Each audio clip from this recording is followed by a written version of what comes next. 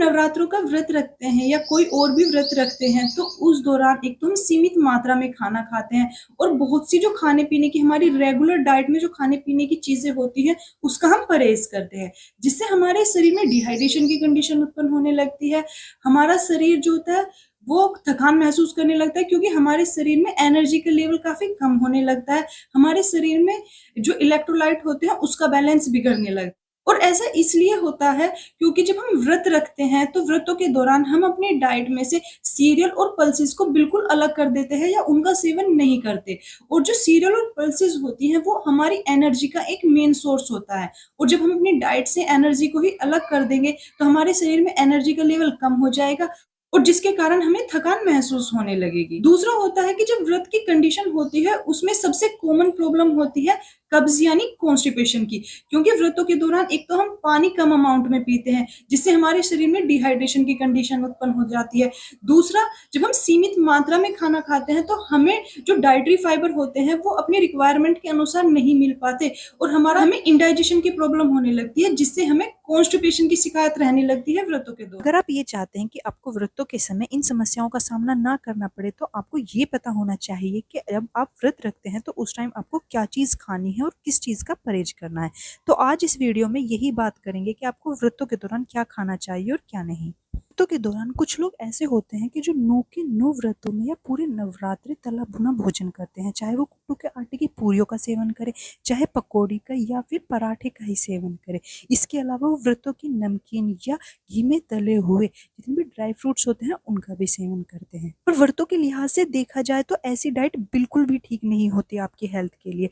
आप एक दिन छोड़कर एक दिन ज्यादा तला भुना खा सकते हैं या हद से हद दिन में एक बार आप तला हुआ भोजन कर सकते हैं। इसके अलावा बार बार दिन में तला हुए चीजों का सेवन करना या ज्यादा नमकीन पूरी पराठे खाना आपकी सेहत के लिए फायदेमंद नहीं होते। व्रतों के दौरान ज्यादा ऑयली डाइट लेने से इंडाइजेशन की प्रॉब्लम तो होती है, साथ ही साथ कोलेस्ट्रॉल बढ़ने का भी खतरा रहता है। यही कारण है कि व्रतों के दौरान आजकल वजन घटता नहीं बल्कि व्रतों में और ज्यादा वजन बढ़ जाता है। व्रतों में ज्यादा नमक और चीनी का सेवन करना भी अच्छा नहीं होता। व्रतों में कुछ लोग ज्यादा चीनी और नमक का सेवन करने लगते हैं। जो लोग मीठे व्रत रखते हैं वो व्रतों के दौरान अपनी डाइट में मीठे की मात्रा और ज्यादा बढ़ा देते हैं, जिससे high cholesterol, high blood sugar level और ओबेसिटी की समस्या बढ़ने की संभावना रहती है। ये तो कुछ वो चीजें थी जिन्हें हमें व्रतों के दौरान अवॉइड करना चाहिए। अब बात कर लेते हैं वो चीजें जिन्हें आपको नवरात्रों के दिनों में, यदि आप पूरे व्रत रखते हैं तो आपको अपनी डाइट में जरूर शामिल करनी चाहिए। तो आगे बढ़ने से पहले यदि आपको मेरी वीडियो अच्छी लगती है और आपके लिए फायदेमंद होती है तो एक लाइक और शेयर जरूर। व्रतों के दौरान शरीर को ताकत देने के लिए, शरीर की एनर्जी का लेवल बनाए रखने के लिए डाइट में ड्राई फ्रूट्स जरूर शामिल करें, क्योंकि इनसे आपको एनर्जी मिलती है और साथ ही इनमें डाइटरी फाइबर भी होता है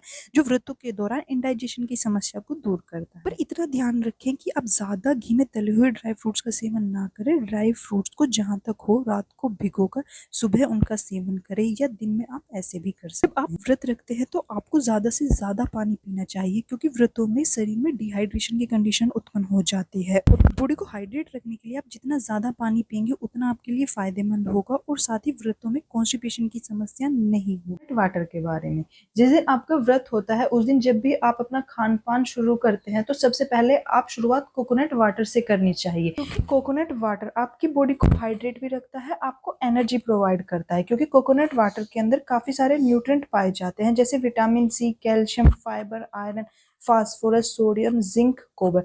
इसके साथ ही साथ कोकोनट वाटर में एनर्जी का लेवल भी काफी हाई होता है। इसके अलावा यदि हम कोकोनट वाटर में मॉइस्चर की बात करें तो इसके 100 ग्राम से 93 या 94 ग्राम के आसपास मॉइस्चर मिलता है, जो हमारी बॉडी को हाइड्रेट रखता है, हमारी बॉडी में व्रतों के टाइम पर डिहाइड्रेशन की कंडीशन उत्पन्न नहीं होने देता। जब आप नवरात्रों के व्रत रखते हैं कई दिन के लिए तो उस टाइम पर शरीर में कब्ज और एसिडिटी की शिकायत भी होने लगती है, पर कोकोनट वाटर का इस्तेमाल करने से आप इस समस्या को दूर कर सकते हैं, क्योंकि जो कोकोनट वाटर होता है उसमें मैग्नीशियम पाया जाता है, जिससे कब्ज और एसिडिटी की जो समस्या होती है उससे छुटकारा मिलता है। यदि आप व्रत रखने वाले कोई ऐसे पर्सन हैं जिसका ब्लड प्रेशर नॉर्मल नहीं रहता तो कोकोनट वाटर उनके लिए भी फायदेमंद है, क्योंकि कोकोनट वाटर में पोटेशियम पाया जाता है और जो पोटेशियम होता है वो ब्लड प्रेशर को रेगुलेट करने का काम करता है, साथ ही जो शरीर में बैड कोलेस्ट्रॉल होता है उसके लेवल को भी कम करता है। चीकू का इस्तेमाल नवरात्रों के टाइम पर जरूर करना चाहिए, क्योंकि जब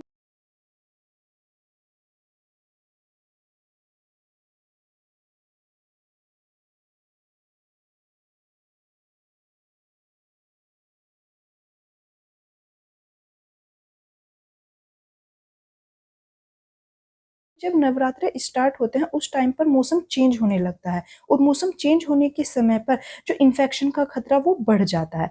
पर जो चीकू होता है वो इस खतरे को कम कर सकता है, क्योंकि चीकू के अंदर एंटीबैक्टीरियल और एंटीवायरल प्रॉपर्टी पाई जाती है। चीकू आपकी एनर्जी के लेवल को भी बनाए रखेगा, क्योंकि जो चीकू होता है उसमें नेचुरली फ्रैक्टोज और सुक्रोज पाया जाता है, और जो फ्रैक्टोज और सुक्रोज होते हैं वो एनर्जी का अच्छा सोर्स होते हैं।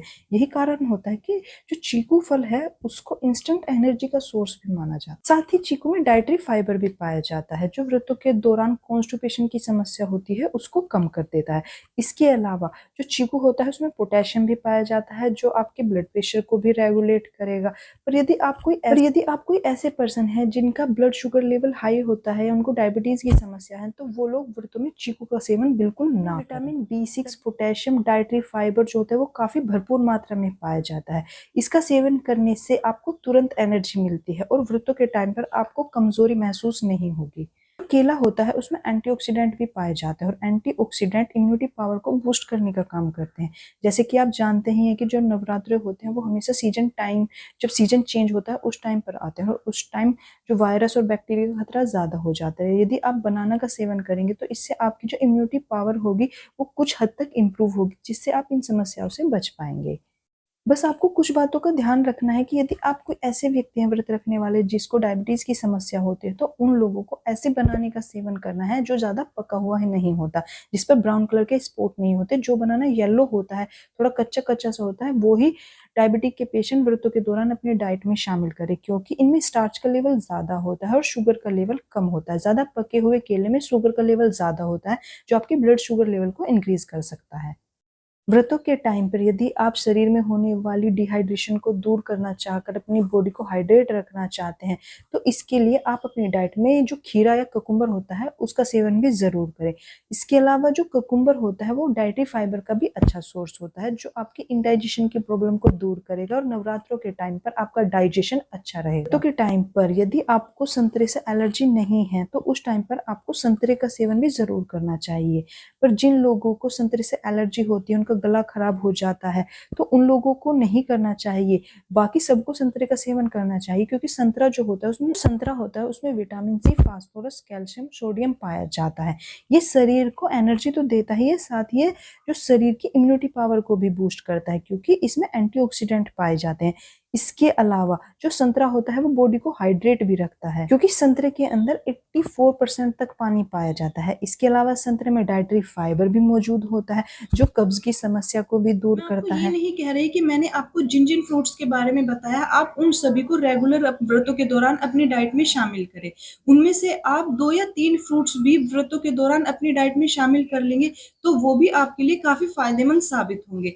आप अपनी रिक्वायरमेंट के अनुसार और आपको इजीली जो फ्रूट्स अवेलेबल हो जाए उनको आप व्रतों के दौरान अपनी डाइट में शामिल करें। मैंने जिन भी फ्रूट्स को आपको बताया है, यदि आपको व्रतों के दौरान उनका सेवन करने से कुछ भी फायदा होता है तो मुझे कमेंट सेक्शन में लिखकर जरूर बताएं। और यदि आपको मेरी ये दी गई जानकारी पसंद आई हो और आपके लिए थोड़ी भी फायदेमंद साबित हो तो मेरी वीडियो को लाइक करें, शेयर करें और इस तरह की और जानकारी पाने के लिए मेरे चैनल को सब्सक्राइब करें।